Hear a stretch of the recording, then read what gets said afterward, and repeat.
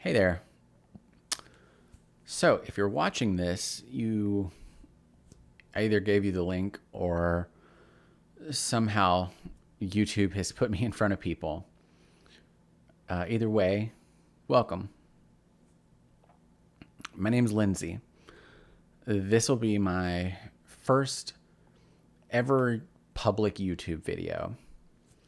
And I guess just to get to the heart of the thing, which you probably already know, I'm transgender. If you didn't know what that means, basically it means that when I was born, based on my physiology, what's going on down here, they decided I was a boy, and I lived the first 35 years of my life as male, but I'm not. My biology does not dictate my gender. So I am mostly female. We'll talk about that in a minute. But I'm not a guy. Never have been. Made a really good job of pretending to be for a long time, but I'm not. So that's kind of the gist of that. I can go into some of that in a later video because that's not really the point of what I'm trying to do today. For today, I had this idea for a project. Sort of a video interview with myself. And gosh, I really thought that I had thought about doing this back when I first started transitioning, or even better, back when I first accepted that I was trans, that was just over a year ago at this point. But I didn't do that because, hindsight's 2020. I'm not going to beat myself up over it. So I prepared a list of questions. And what I'm going to do today is I'm going to answer it for when I first cracked, my egg cracked, as they say in the community, when I first accepted that I was trans. And maybe touch a little bit on where I was at when I started transitioning in late October 2020. Medically transitioning, that is. And then I'll talk about where I'm at today, which is now 10 months actually 10 months to the day since I started my medical transition. So the hope is I'll do this video today, I'll post it, and frankly, whether people like it or not, I don't care. I hope you like it. I hope you're here and you enjoy it, you appreciate it. But that's not why I'm making the video, really. I'm making it for me as a record, as a chronicle. And so hopefully I've set reminders on my calendar. I will remember in 6 months from now-ish, and roughly a year from now-ish. And I don't know if you can hear that thunder. Okay. But roughly on those time scales, maybe re-answer some of these questions, splice it in together, and it'll be super cool. And I'll have this really cool sort of video log of my transition. That's the idea. It was inspired by a tweet that I think has now been taken down by Isabella Bunny Bennett, who is someone that I admire very much. I've thoroughly enjoyed her own transition videos, and I would highly recommend you go check her out because she's fantastic. And not just for that, she's just super cool. She's in a cool band. She does cool art. She has a really awesome Discord community that she's engaged in. She's fantastic. Check her out. This video is not about Bunny. I go off on tangents. You'll learn that about me. And I'm not going to edit them out because it's me. It's who I am. It's part of my personality. And I think it's what makes me kind of cool. I don't know. So without further ado, I am going to start asking these questions that I wrote for myself and answer them. So question number 1. How do you describe your gender?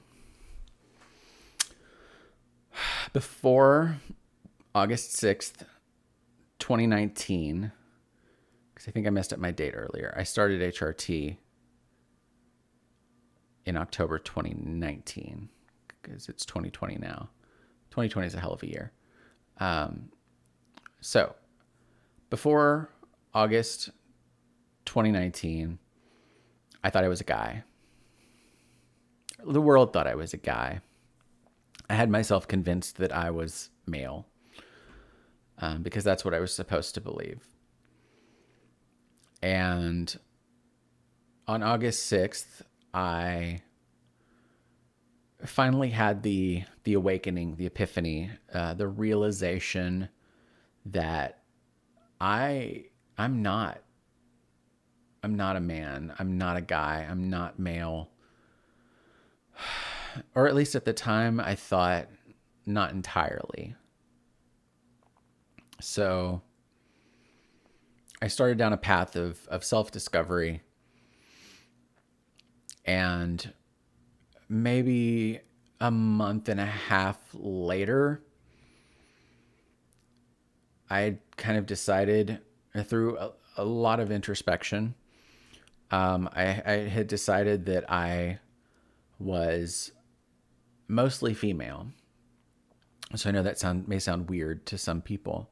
So a lot of people think of gender as a binary, male and female. And you may have even heard of the term non-binary, but it's still not so simple as like 3 distinct points.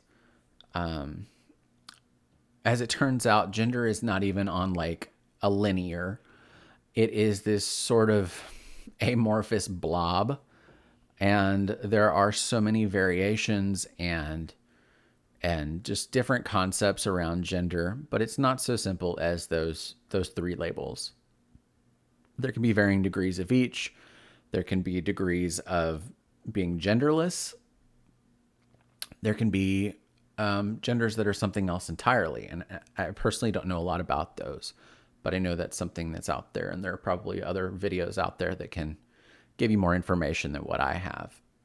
So for me, I think of myself as mostly female. Or at least that's what I did at the time when I started transitioning. And that's why I decided to transition. I knew I was mostly female, and I needed to figure out how to pursue that. At the time, at the suggestion of some people I got to know, they recommended the label demigirl, which is a flavor of non-binary, which again is it's mostly female, but not. You don't feel strongly enough about it to explicitly say that yes, I am a binary woman. So that's where I was then. Fast forward, it's been over a year since that first moment of acceptance. And it's been 10 months since I started HRT, hormone replacement therapy. And right now, I still view my gender as mostly female. And I feel like it's very possible that I may eventually drop the mostly and just say that I'm female. The big hang up, I think, for a lot of trans women is feeling like we're not entitled to the label of woman. There's a lot of cultural understanding around it. So, you know, it's hard to not feel like an imposter because we don't have, you know, all of the same lived experiences that a cisgender woman would. Cisgender being not transgender, all that means. Which is funny because not all cisgender women have the same experience. There's so many factors that play into that. But if you look at some of the commonalities and things, like we don't have that. So it's hard to not feel othered in some way. But the truth is that any transgender woman who says she's a woman is a woman. Period. End of story. Likewise, a trans man who says that he is a man, he is a man. Period. End of story. Not up for argument. No one else gets to decide that but him. And likewise, if somebody's non-binary, well, they're valid too. There's no person that can tell them that they have to be any other gender than what they say they are.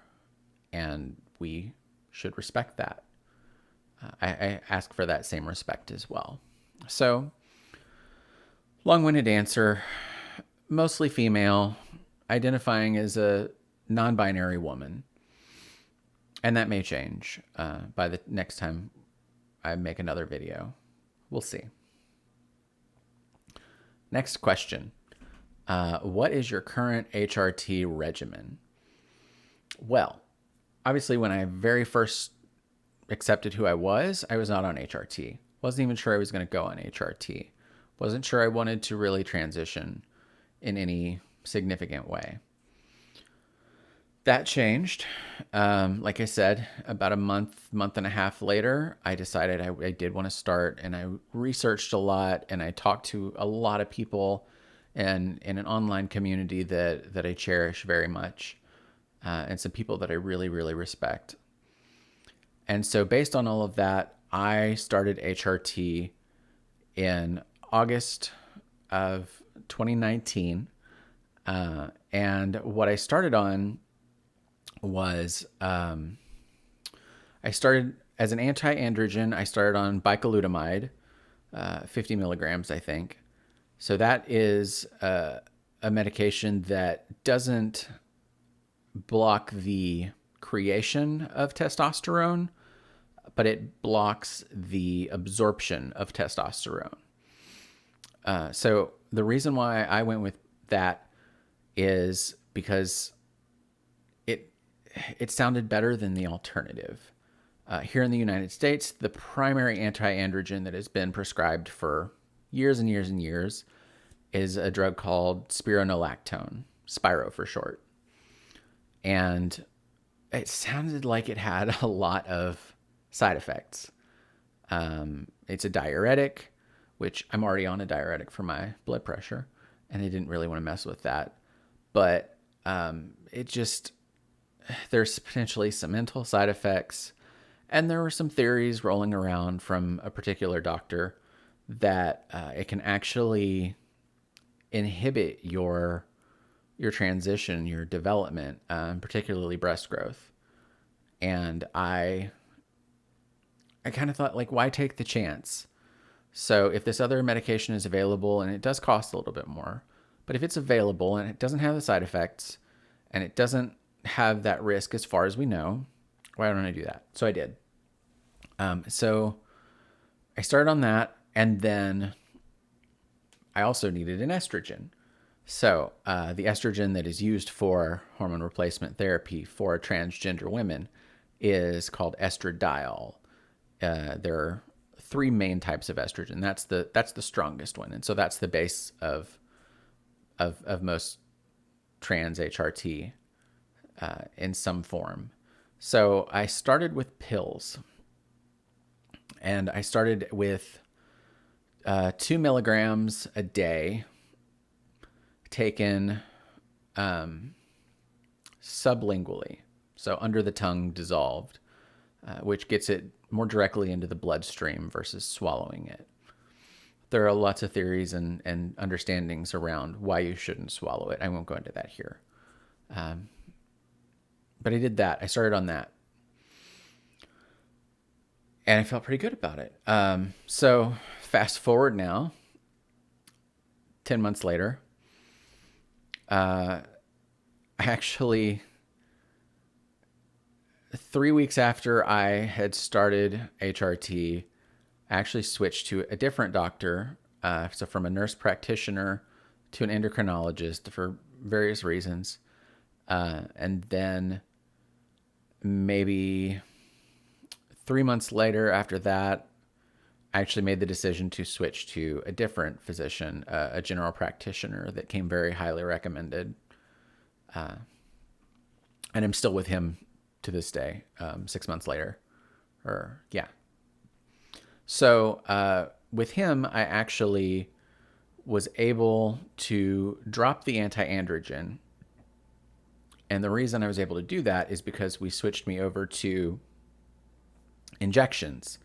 So currently, I am taking 0.15 milliliters of estradiol valerate every 3.5 days, and the concentration of that is 20 milligrams per milliliter.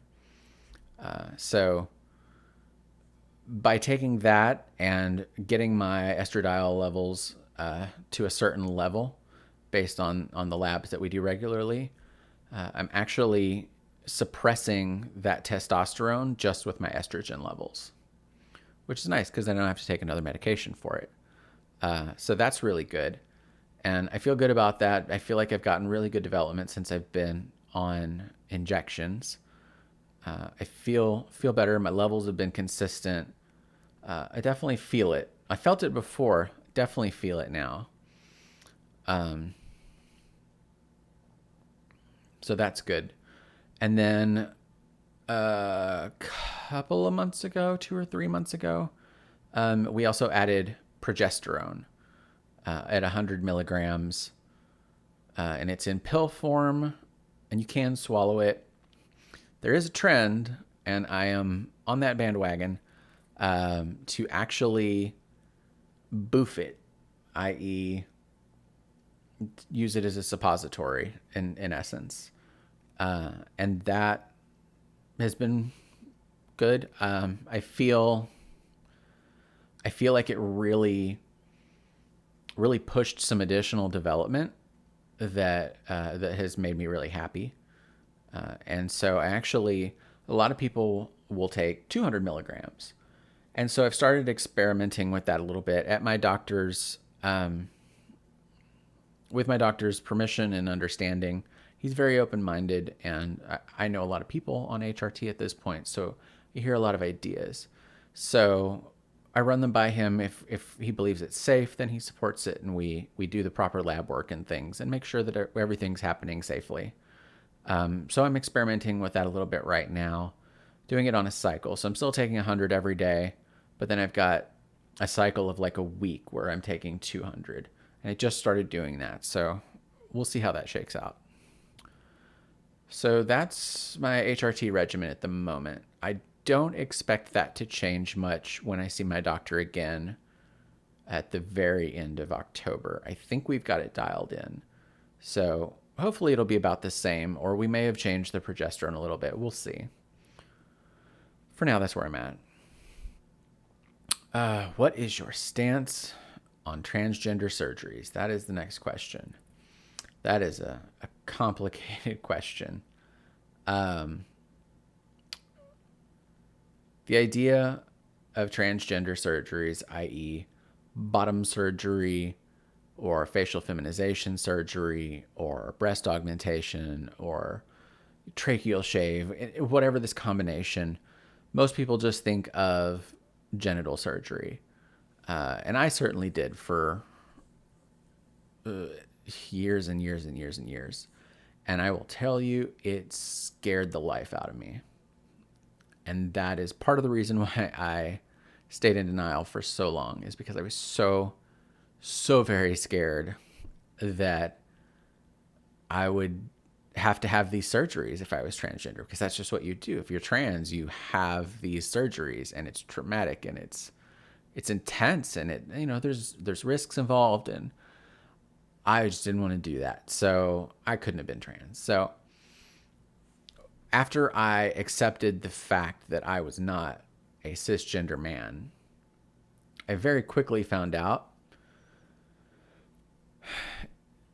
being trans doesn't mean you have to do anything specific. Just being trans is just being who you are. Trans does not mean transition. Trans means transgender. I think most, a lot, if not most, transgender people do transition in some way, shape, or form. And for some people, it's just social. And for some people, it's, they just do like hormones. And some people do surgeries. And some people do all three. And some people do none. And whatever combination of that you do, including the none, it's all valid choice. You have to do what's right for you, what helps you feel the most whole and authentic. So I realized that, hey, I don't have to do that. So that was cool. So that was a contributing factor to me actually feeling like I could start transition. I don't have to get surgery.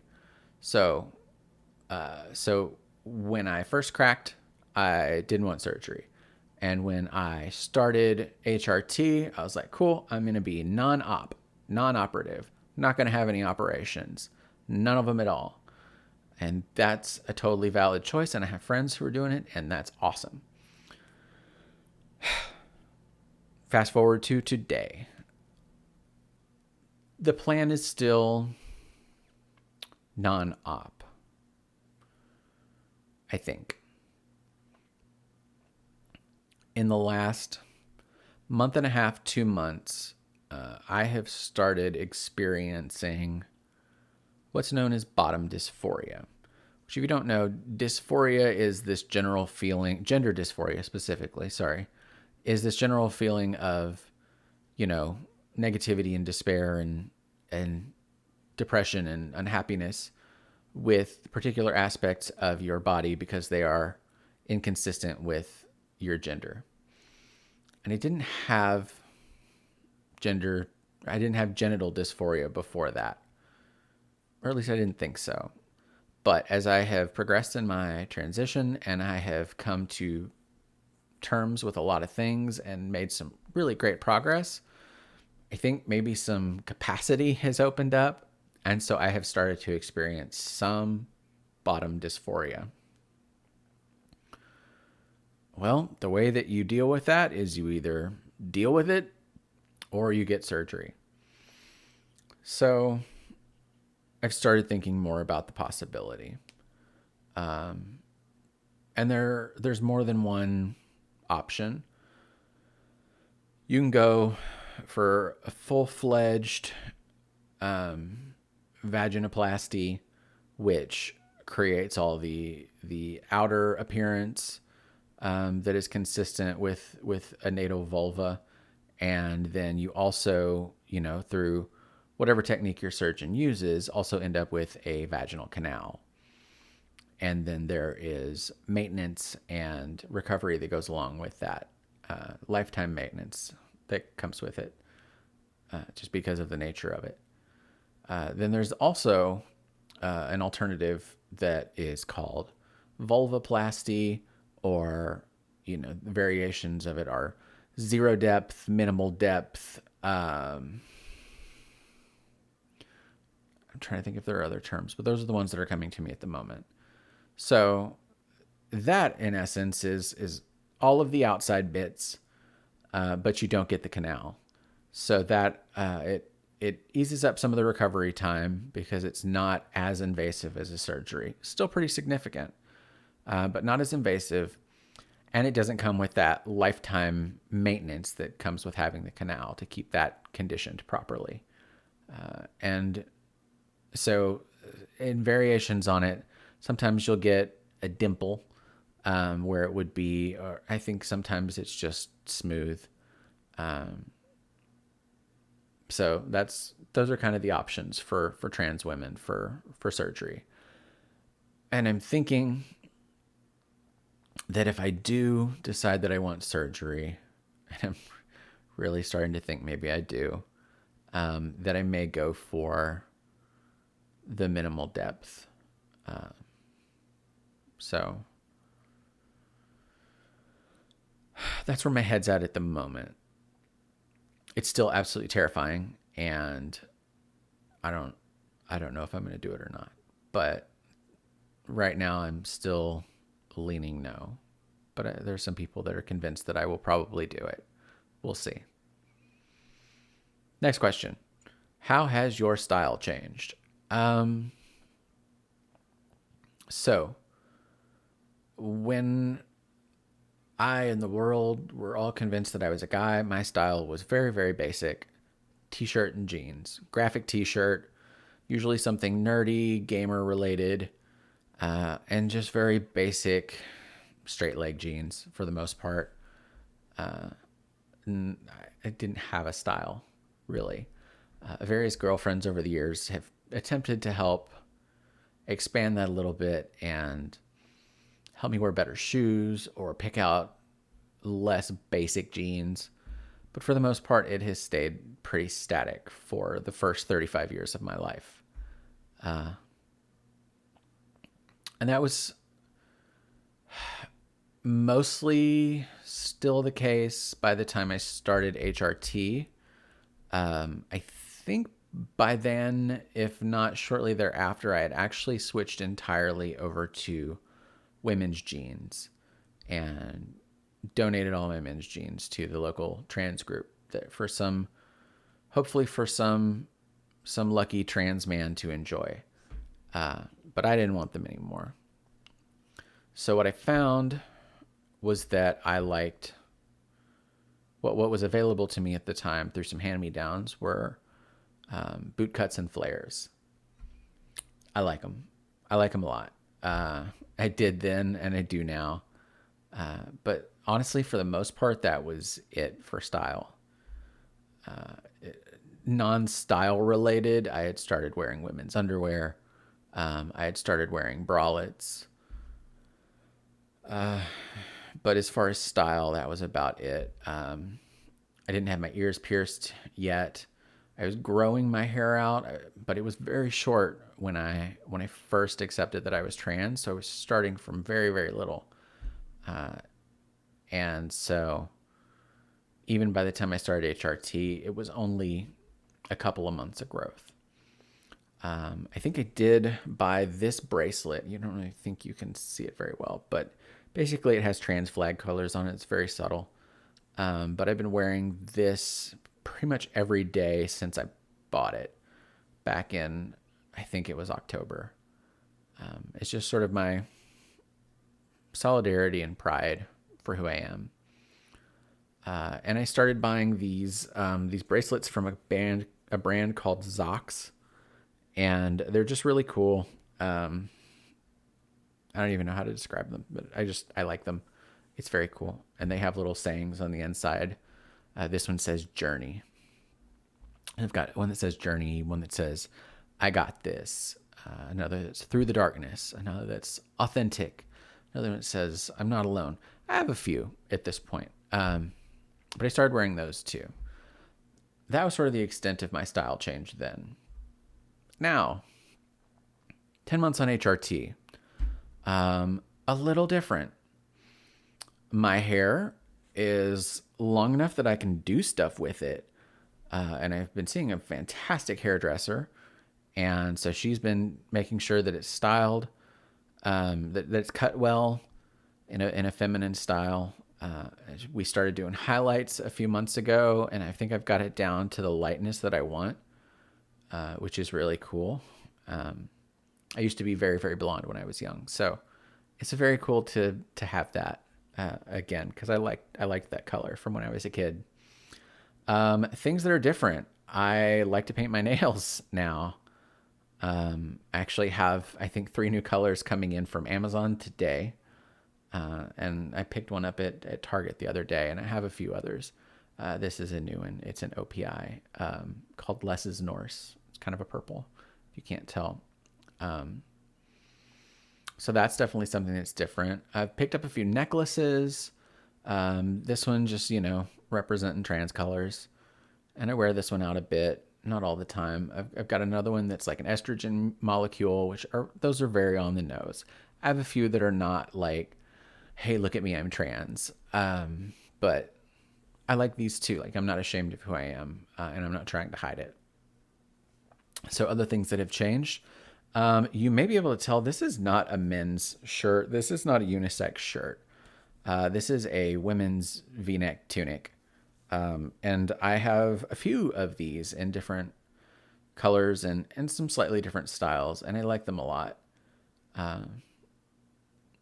So I'll probably continue to wear these. As far as like my jeans are concerned, I still like my boot cuts and my flares. But I've got some different styles too. Like I've got a pair of like Old Navy boyfriend jeans. I haven't gone like full fledged skinny jeans because I don't feel super comfortable in those yet. Maybe someday. I've got some that are like capris, some like ankle length. So changing it up a little bit there.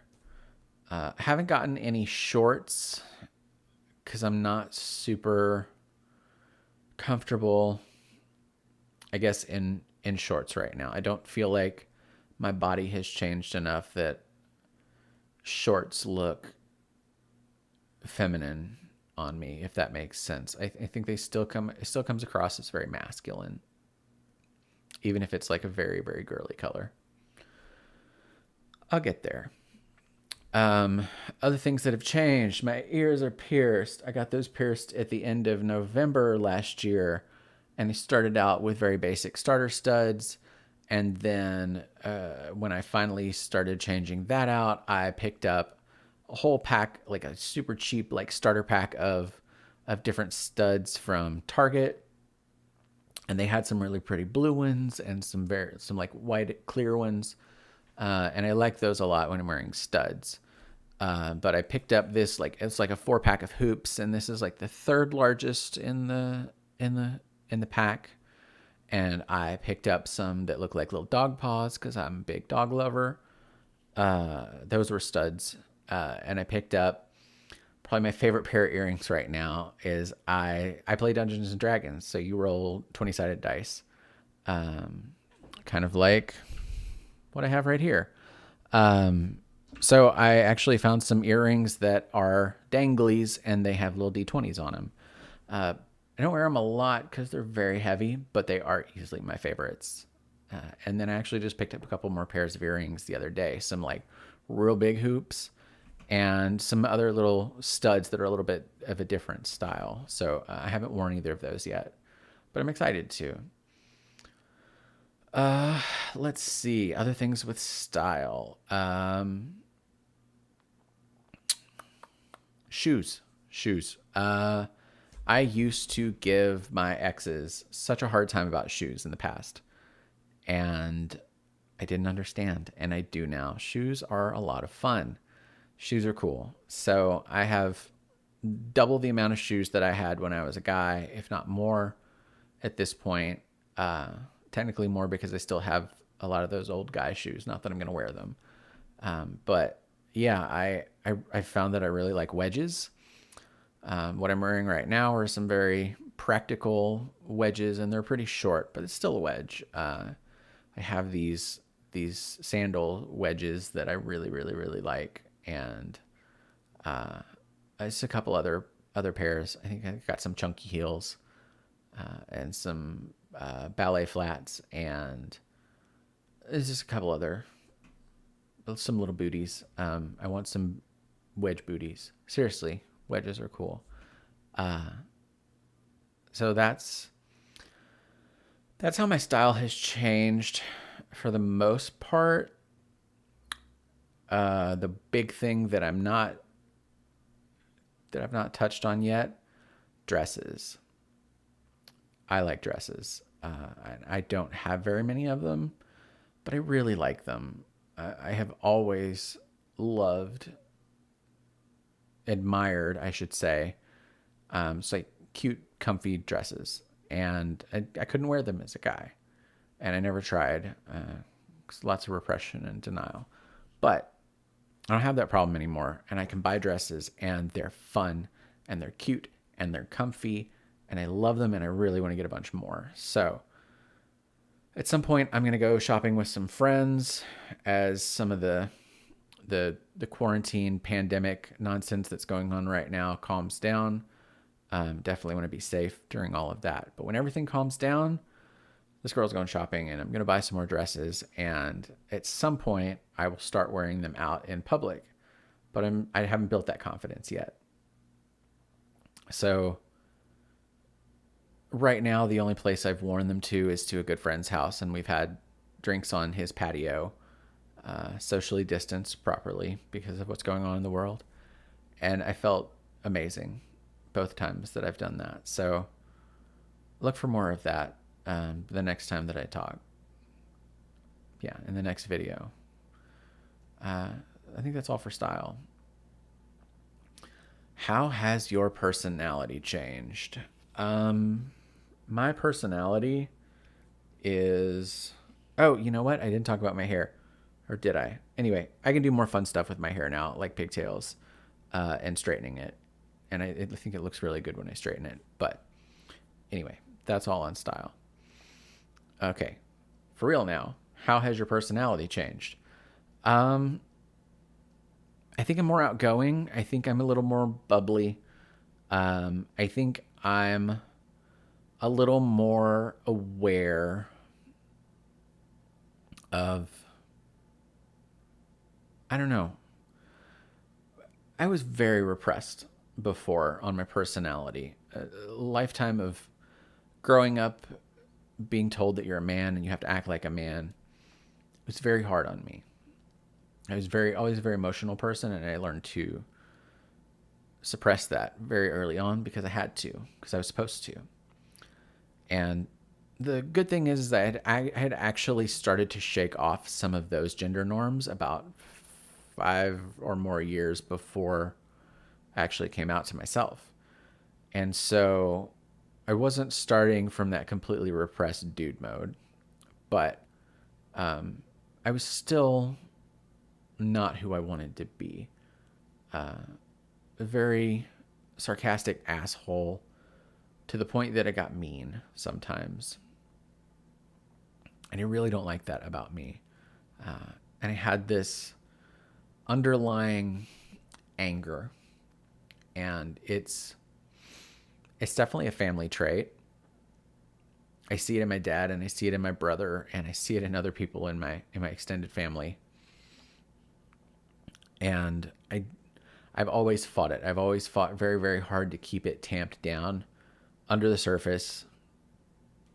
That may have been detrimental in some ways, but these days I don't really have that anymore. I don't have that burning anger, sort of simmering, always kind of on the back burner anymore. Maybe that's a mental thing. Maybe that's a hormonal thing because my testosterone is a fraction of what it was. And so that can definitely potentially have an impact. But I feel more confident now, and I feel free to be me. I'm a very empathetic person. Naturally, I'm caring. I I care about the people around me. Like Lindsay just wants to be everybody's sister, whether it's I want to be your big sister and help like support you, and that particularly applies to like baby trans people that are more baby than me because I'm still super much a baby trans person. But helping people and just helping them get through stuff, or it's I want to be your little sister, like, and I'm gonna be a little bit of a brat, but I'm sweet and I'm cute and I'm fun, like I don't know. That's kind of how I look at it. Next question. What are your relationships like with partners, family, and friends? Whew, that is a doozy. Um, so, as far as partners, I was married when I started transitioning. When I first came out to myself, I actually came out to my wife 5 days later.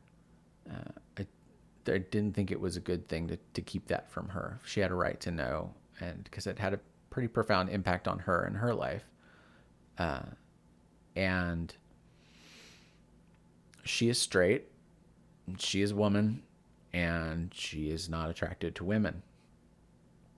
And some couples who are together when the partner comes out, um, and they were a heterosexual couple, some people can make that work in various ways. Um, and sometimes it reveals things about the non-trans partner's sexuality that maybe they hadn't appreciated before for whatever reason. Um, but yeah, so it was definitely a challenge. And she struggled with my transition a lot. And we weren't I really need to, I think, level set this. Like, we weren't in a great place anyway because of other things that were going on in the marriage that I won't get into here. But we weren't on super steady ground as it was. So we did our best with it, I think. And we tried to make it work, but I did the things that I needed to do for my well being in regards to my transition. I think those things were very hard for her, because they came relatively quickly by a lot of people's definition, certainly hers. Um, and so 3 months ago, she actually told me she wanted a divorce. So we are separated. We She got an apartment pretty quickly, and I bought a house about a month later. And then about a month after that, we were actually able to sell the house that we had together. And the divorce is still ongoing. And there are factors there. When she first told me she wanted a divorce, we both agreed we wanted to stay friends. 3 months later, that doesn't seem to be the case, and we're dealing with that. The extent of our interactions are pretty limited now. We have a dog that we share, and he's fairly young, so we're going to be sharing him for a while. So I don't think it does either of us any good to be rude or mean about it, even if sometimes we may want to. But we'll see how that develops. The not friends thing is a pretty recent development, so we'll see how that goes. As far as family, um, I came out to my mom 2 days before I started HRT, and I did it in person, but I wrote out everything that I wanted to say, and I actually gave it to her, and then walked away for a little bit and let her read it, and then came back and we talked about it. I completely overwhelmed her. I thought she was cool about it, or at least not bad about it. And then she texted me a few days later, or did she call me? I don't know, it was a text or an email or something. And she started saying some things like, I don't understand how this is going to make you happy. Please don't do this. There has to be a way for you to learn how to love yourself. And those were all really hard things because I made it very, very clear to my mom that this was a thing that I had to do. Or at least I thought I had made that clear. Because the alternative was not good. And I don't want to talk about it right now. So it was really hurtful for the things that she said. Because this is what I needed to do to learn to love myself. Yeah. So we had some back and forth exchanges to that effect. And eventually I just told her, like, I can't talk about this with you. And so our relationship has been very, it was strained for a while. And then it's been very superficial since. I haven't seen my mom since that day in October of last year, just over 10 months ago. We've talked on the phone a little bit. Mostly we text, and that's about it. A very, very recent update, like literally in this last week, is I thought maybe she was ready to start talking about things. And so I took the chance and said, "Hey, can we talk about stuff?" Essentially, I said, we need to talk about the elephant in the room because our conversations have all been very, very superficial. Lately, just mostly talking about the divorce, talking about buying a house, selling a house, all of that good stuff. And so it's been 2 days and I haven't heard back from her. So I'm going to take that as she's probably not ready to have the conversation. Or if she is, she's really, really building up to it. So we'll see where that goes. My dad was pretty cool when I first came out to him. Had a couple of less good conversations. Not as bad as what it was with mom, but just kind of not good. I'm just gonna leave it at that. They weren't great, and so I'm not real happy with my dad since the last time I spoke to him. Maybe it was a month ago, maybe it was 2 months ago. I can't remember exactly. So we'll see how that goes. Other family. I have a sister-in-law. I have a brother. I have a niece and a nephew. My sister-in-law I actually came out to before my brother and my dad knew, because I had a feeling she would be understanding and she would be supportive. And I was right. We met for drinks and we talked, and basically by the end of when we were getting ready to leave, she was like, "Look, if somebody tried to mess with you on the way out of here, like I would beat their ass for you." So I really appreciated that. We really haven't talked a whole lot since then. I know she mentioned at one point when we did talk that her son actually has a trans kid that he goes to school with, that he's on the academic team with, which is amazing to me because he goes to the middle school that I did, the rural middle school that I did, God, however many years ago that was, 25 years ago at this point, roughly. And that's just, I couldn't have imagined. So that there's an open trans kid, it's super cool. But she and I haven't really talked a whole lot since then.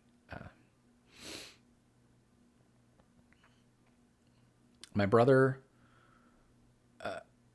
after talking to my sister-in-law, we both agreed that it might be best if she told him. And so she did. And she said that he didn't have any problem with it. There was no hard feelings or anything. But I haven't talked to him. I texted him a couple of times and he never got back to me. So I don't know what to do with that. So I haven't tried. It's been probably 7-8 months at this point since the last time I tried. So the ball's kind of in his court if he wants to have a relationship. It's hard with family because I'm a daughter and I'm a sister, and I don't feel like my family sees it that way. I think they still see me as the son and the brother, and that's really, really hard. And I hope we'll get there. On a more positive note, my friends have been absolutely amazing. I could not have asked for a better turnout than what I've gotten from my friends. I don't think I've had a negative reaction from any of my friends at all. And some of them have been overwhelmingly supportive. Like nobody's unsupportive, but some of them have just been overwhelmingly supportive. Sometimes even people that I didn't anticipate. And that's pretty awesome, actually. It makes me feel really good. And my coworkers, some of whom I also really do consider friends, my coworkers have all been great. I came out publicly at the end of May. So what is that? 3 months ago. I've been out everywhere for 3 months. Facebook, work, everything. And everybody's been great. The outpouring of support that I got from friends and extended family when I made my post on Facebook, it just was amazing. I don't have the adjectives to describe how good it was. It was just awesome. So, I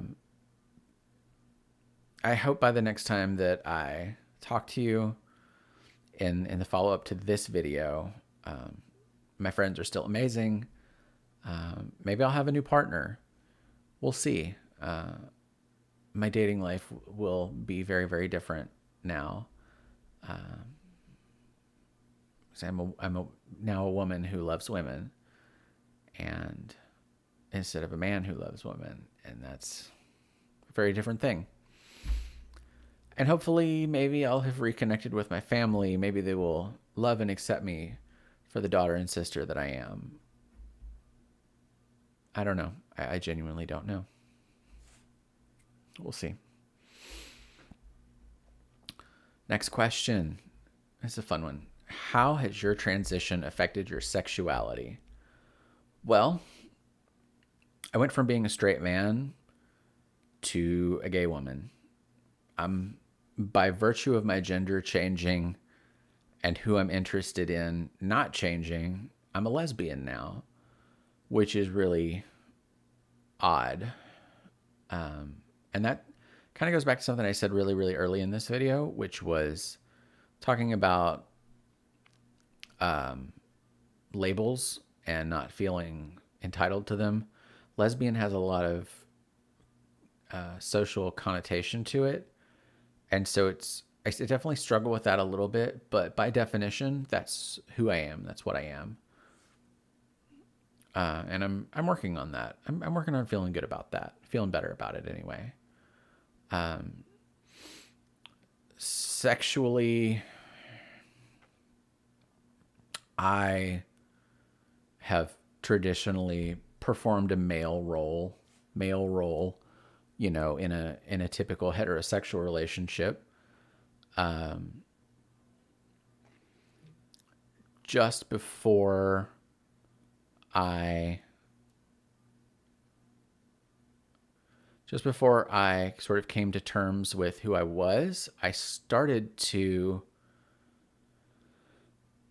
explore some other roles in the bedroom, so to speak. I obviously don't want to get too deep into the details. This is a YouTube video. But I started to change that up. And so now I definitely view myself very differently. I think I can still see myself fulfilling sort of the role that I have been. But I'm maybe more than okay with I guess a more traditional female role in the bedroom, if that makes sense. Yeah, I guess that's all I got to say about that without really getting into the nitty gritty details. It's funny. One of the first questions you get asked, I think, as a trans woman when you come out to some people is, if you were previously identifying as a heterosexual male, do you like men now? And it's funny, over the years, I wondered if maybe I was a gay man because I knew something was different about me. And so several times throughout my life, I've sort of gone through the thought experiment, strictly a thought experiment, because I never actually experimented with guys. But even the thought experiments, I was like, yeah, no, I'm really not interested in men. There's just no appeal there. I'm not interested in them romantically, sexually. Like, the male body does nothing for me.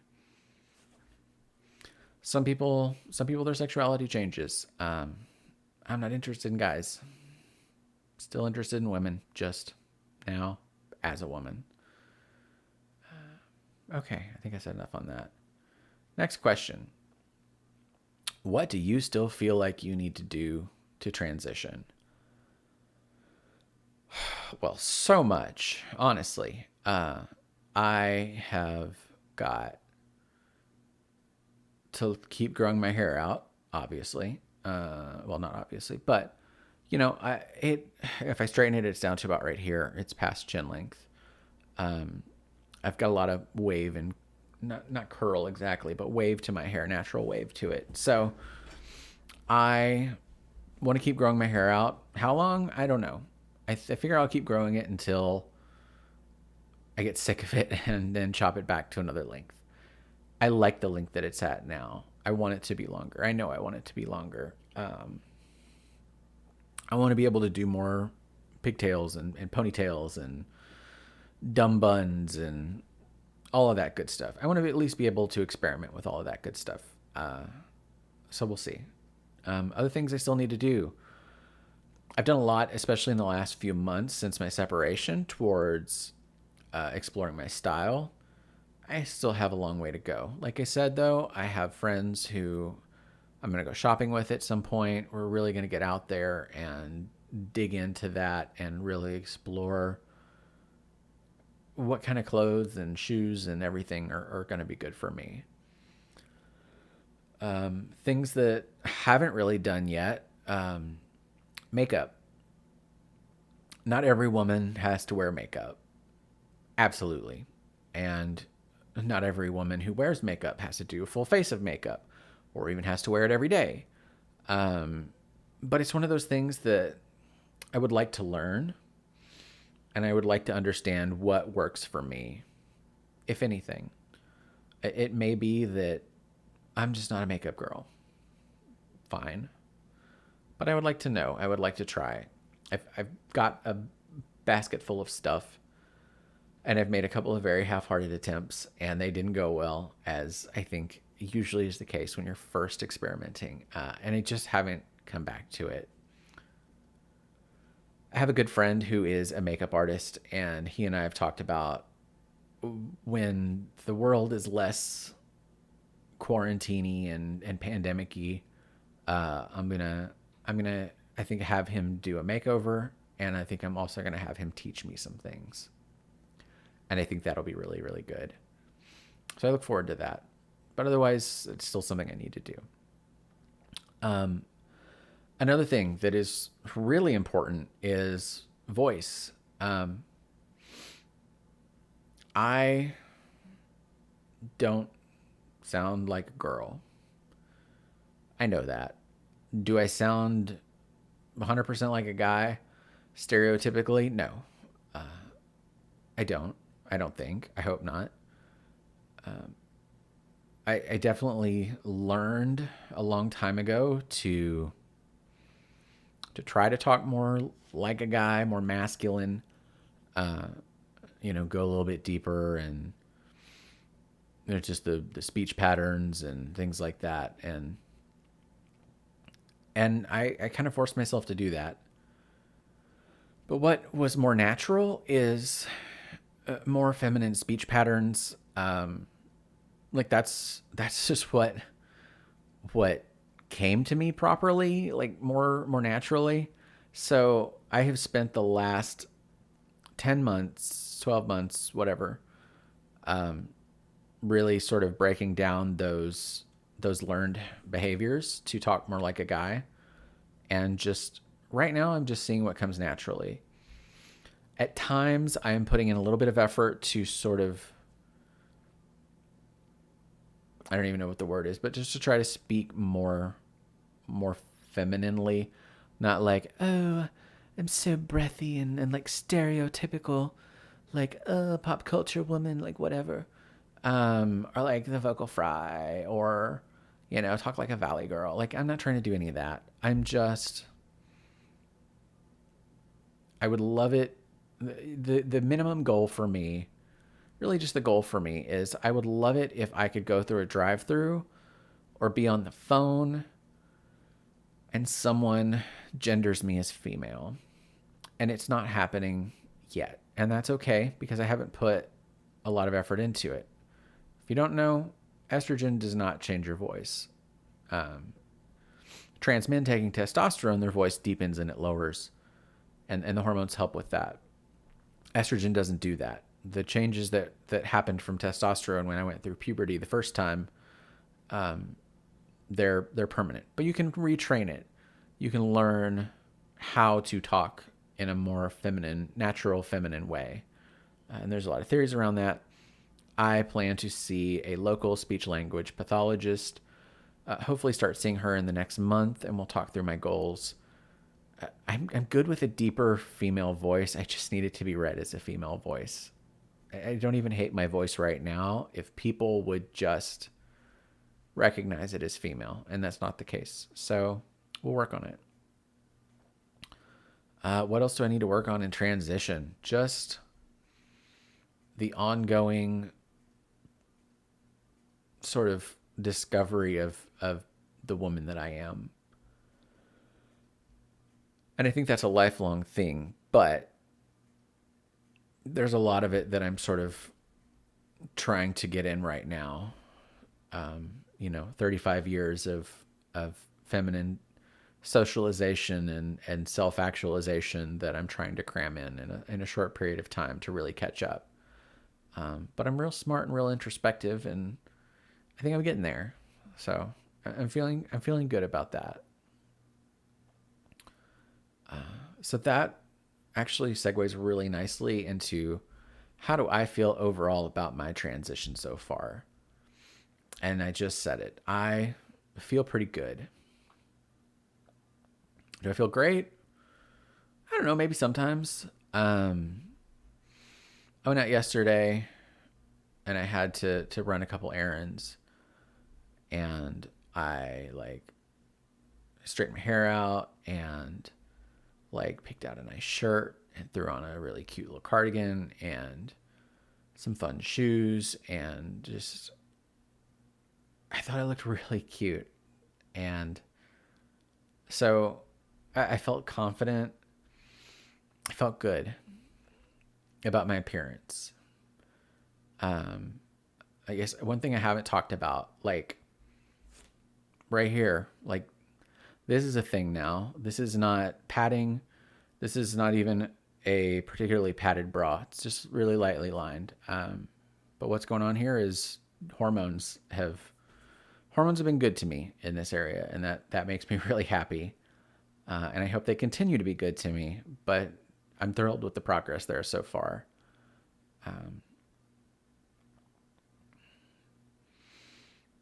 I think I said earlier, I love where my hair is at, and I can't wait for that to keep getting longer. Just the overall changes to my body that I've seen. My skin is smoother. The body hair is thinning out. There's some fat redistribution in my face and my body. I feel really, really good about that stuff. I really do. I feel good about my friendships and how those are adapting from me being that guy to being a woman now. I feel really good, honestly. And I hope that's the same in 6 months or a year, whenever I follow up on this video. But I